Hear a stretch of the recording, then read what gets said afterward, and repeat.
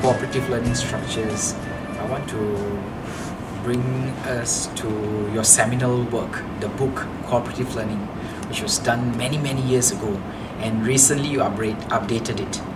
Could you maybe give us some of the key or salient thinking that went into this updating of the cooperative learning sort of Bible, as it were?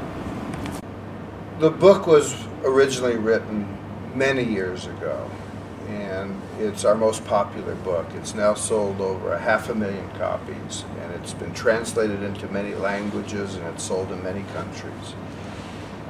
The original book is still very useful, but what we found is that as brain science had an explosion of findings, we could get a lot more differentiated. So, for example, in the original book we talked about structures that were mastery structures.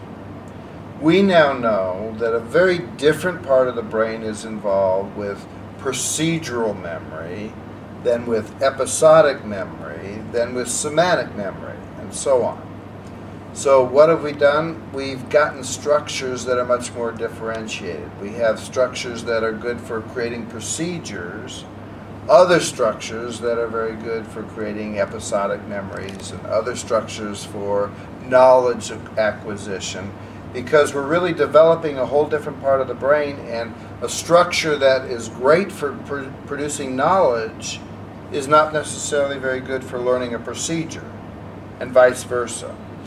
So as brain science advanced, we wanted to keep up with that and keep our structures aligned with the latest in brain science.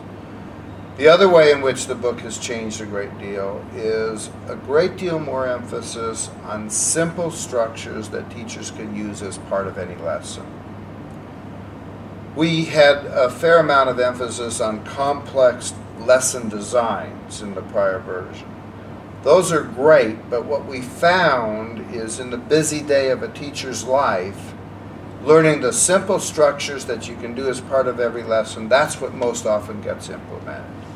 And so we've aligned with the reality of classroom life and emphasized those structures that teachers can use right away with success.